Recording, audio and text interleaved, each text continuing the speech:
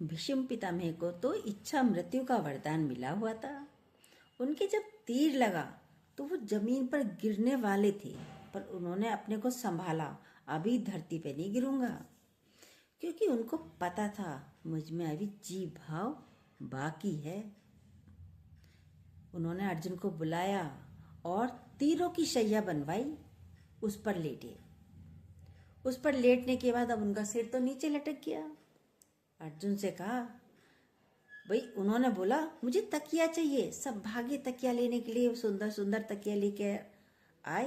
कह रहे ये तकिया नहीं चाहिए। अर्जुन से कहा तुम तकिया दो, जैसी शैया वैसा तकिया दो। अर्जुन ने तीरों का तकिया बना दिया, सिर कर दिया तीरों पर। अब बोले मुझे प्यास लगी है अर्जुन, प्यास लगी है। सब पानी लेने के लिए भी भागे। दुर्योधन सब इज्जत करते थे, सम्मान करते थे भीष्म पितामह का, क्योंकि बड़े थे, ज्ञानी थे, बुजुर्ग थे, घर के बड़े थे, सब सम्मान भी करते थे। सब भागे, मना कर दिया, ये पानी नहीं चाहिए। कौन सा पानी चाहिए? कभी ध्यान किया आपने? सुनिए, बहुत अच्छी बात है। उन्होंने ज्ञान का पानी मांगा था।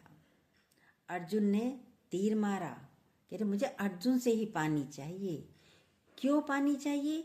क्योंकि एक अर्जुन ही ऐसे थे जिन्होंने महाभारत के क्षेत्र में कृष्ण भगवान से पूरी गीता सुनी, सुनने के बाद पूरी ग्रहण कर ली। एक अर्जुन ऐसे थे। अब उन्हें तो पता था भीष्म पितामह एक अर्जुन को पूर्ण ज्ञान हो गया है, इसीलिए उन्होंने अर्जुन को बुलाया कि मेरा जीव भाव कैसे जाए, क्योंकि अभी जीव भाव तो पड़ा है, मोह तो पड़ा है। अब यदि मैंने शरीर छोड़ दिया तो फिर आवागमन हो जाएगा। ज्ञानी थे भीष्म पितामह। अर्जुन को बुलाया कि मुझे प्यास लगी है, किसी और के हाथ से पानी नहीं पिया। अर्जुन ने तीर मारा जमीन में, गंगा निकली, सीधी मुख में गई। इसका क्या मतलब है? वो गंगा नहीं जो जल की धारा है। कौन सी गंगा है? ये गंगा है ज्ञान गंगा। अर्जुन ने जो कृष्ण भगवान से ज्ञान सुना, वो सारा ज्ञान भीष्म पितामह को सुनाया। वो सारा अंदर गया। फिर सबसे लास्ट में भीष्म पिता ने कृष्ण भगवान को बुलाया, लास्ट में ही बुलाया। कहा भगवान, मेरी जो ज्ञान रूपी कन्या है, बुद्धि रूपी कन्या है, मेरी कन्या से आप शादी कर लो। उन्होंने ये कहा। सब बोले भाई इनके तो कोई, ये तो शादी नहीं हुई, कन्या कहाँ से आई? पर कृष्ण भगवान तो जानते थे मेरी जो बुद्धि रूपी कन्या है, बुद्धि से ही तो जन्म लेते हैं, मन चला गया, इधर चला गया, उधर चला गया।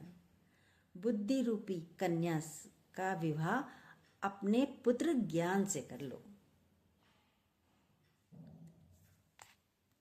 बोला ज्ञान से इसका विवाह होना चाहिए, तभी मोक्ष है, तभी मुक्ति है।